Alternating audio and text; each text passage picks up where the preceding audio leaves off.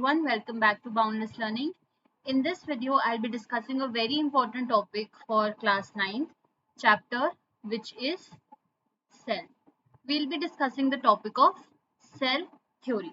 So, before moving further into the video, हमें ये जानना important है कि ये cell theory exactly होती क्या है.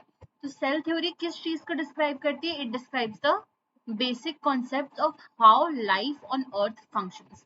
जो हमारे अर्थ पर लाइफ है वो फंक्शन कैसे करती है, अर्थ पर जो लिविंग ऑर्गेनिजम्स हैं वो सरवाइव कैसे कर पाते हैं, उस चीज को ये डिस्क्राइब करती है. अब सेल थ्योरी सबसे पहले प्रपोज करी थी एक जर्मन बॉटनिस्ट ने और एक जर्मन जूलॉजिस्ट ने. तब ये दो इंडिविजुअल्स थे जिनका एक साइंटिस्ट का नाम था मैथियास शीडन और दूसरे साइंटिस्ट का नाम था थियोडर शोन. अब दोनों ही जर्मनी से ऑल्दो बिलोंग करते थे, बट ये प्लांट्स पर काम कर रहे थे और ये एनिमल्स पर काम कर रहे थे.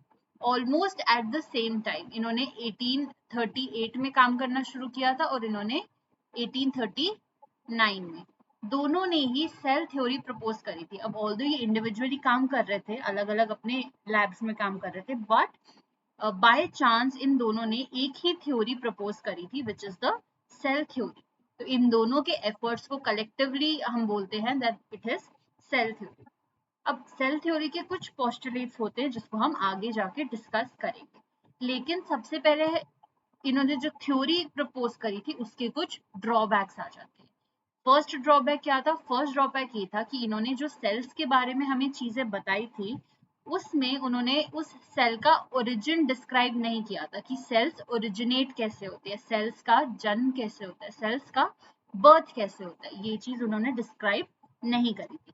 दूसरा, उन्होंने अपने थ्योरीज में, अपने पोस्टुलेट्स में वायरसेस का नाम कहीं पर भी कंसिडर नहीं किया था. क्यों नहीं किया था? क्योंकि वायरस को हम एज अ सेल कंसिडर नहीं कर सकते. एज अ सेल हम वायरस को कंसिडर क्यों नहीं कर सकते? क्योंकि वायरसेस जो हैं, वायरसेस का जो स्ट्रक्चर है, it is not a cellular structure. Not a cellular structure का क्या मतलब है कि ये ना ही लिविंग में कंसिडर किए जाते हैं, ना ही ये नॉन लिविंग में कंसिडर किए जाते हैं. अगर कोई एक होस्ट ऑर्गेनिज्म है, जब तक ये इस होस्ट ऑर्गेनिज्म के अंदर सरवाइव करेंगे तब तक ये लिविंग कंडीशंस शो करेंगे. जब ये होस्ट के बाहर सरवाइव करेंगे तब ये नॉन लिविंग कैरेक्टर्स शो करेंगे. तो इसलिए वायरसेस को ना ही हम लिविंग कंसिडर कर सकते हैं, ना ही हम नॉन लिविंग कंसिडर कर सकते. तो ये इनके कुछ ड्रॉबैक्स थे. अब क्योंकि सेल थ्योरी जो कि शीडन और सोन ने प्रपोज करी थी वो मोस्टली ठीक थी, बट उसका सिर्फ ये ड्रॉबैक था कि उन्होंने सेल्स के ओरिजिन को डिस्क्राइब नहीं किया. तो इसलिए कुछ टाइम बाद एक और साइंटिस्ट आए थे जिनका नाम था रुडोल्फ वर्च्यू. तो रुडोल्फ वर्च्यू ने क्या किया था? उन्होंने जो सेल थ्योरी शीडन एंड सोन ने दी थी उसको सिर्फ थोड़ा बहुत मॉडिफाई किया था, उसमें थोड़ी बहुत मॉडिफिकेशंस करी थी, थोड़ी बहुत एडिशंस करी थी. क्योंकि शीडन और सोन ने उन सेल्स का ओरिजिन डिस्क्राइब नहीं किया था, तो रुडोल्फ वर्च्यू ने सिर्फ उनका ओरिजिन डिस्क्राइब कर दिया, उनका ओरिजिन को एक्सप्लेन कर दिया एक स्टेटमेंट देके, which was omnis cellula e cellula. Omnis cellula e cellula का मतलब है that all cells arise from pre-existing cells. जितने भी सेल्स प्रेजेंट हैं हमारे एनवायरनमेंट में, हमारे वर्ल्ड में, जितने भी millions trillions of cells present है हमारी बॉडी में, सारे सेल्स एक सिंगल सेल से अराइज करे हैं by the process of cell division. भी सेल डिविजन वाला topic is the last topic of this chapter, उसमें हम डिस्कस करेंगे.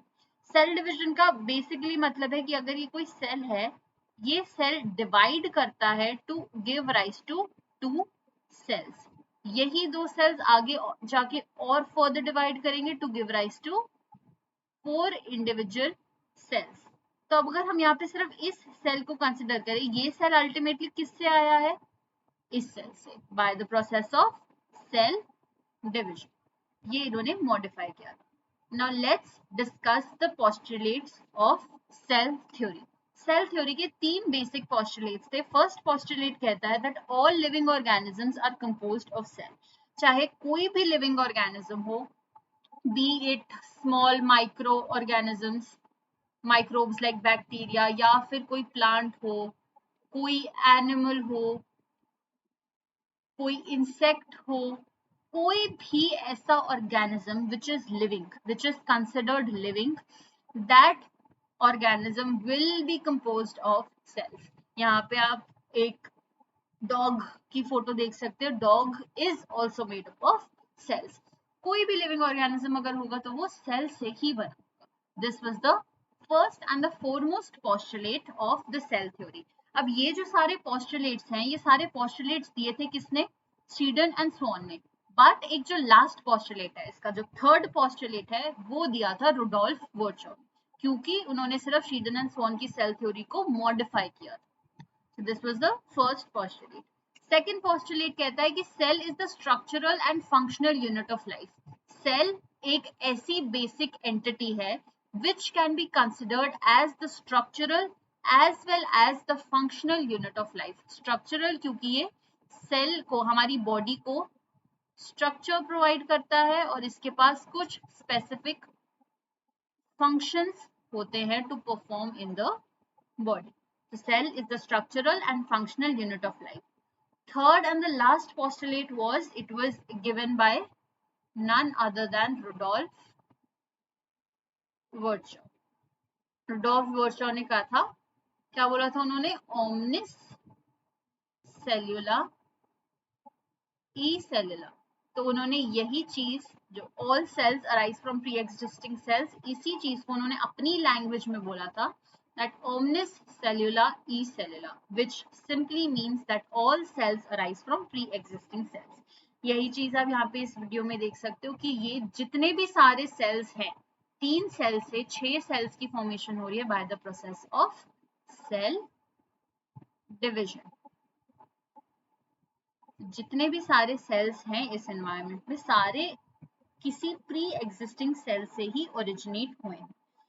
तो क्या 3 postulates थे? First postulate was that all the living organisms are composed of cells. Second is cell is the structural and functional unit of life. And thirdly, all cells arise from pre-existing cells. So these were the 3 postulates of the cell theory.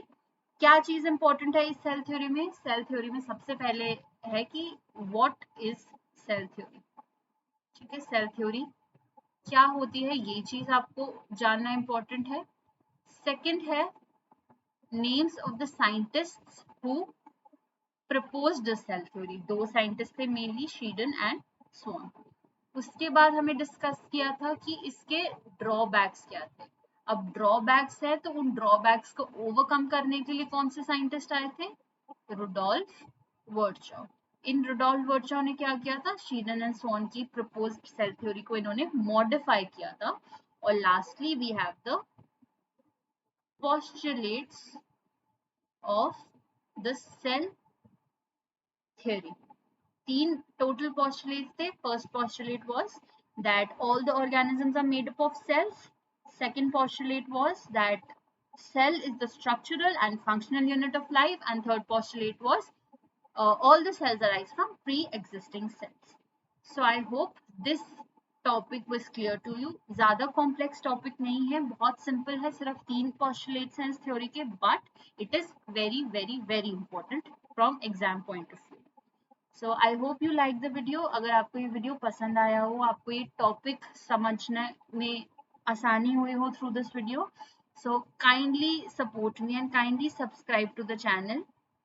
And अगर आपको कोई doubt है, आप नीचे comment कर सकते हैं, या फिर you can even email me on the email ID given here. I will surely revert back as soon as possible.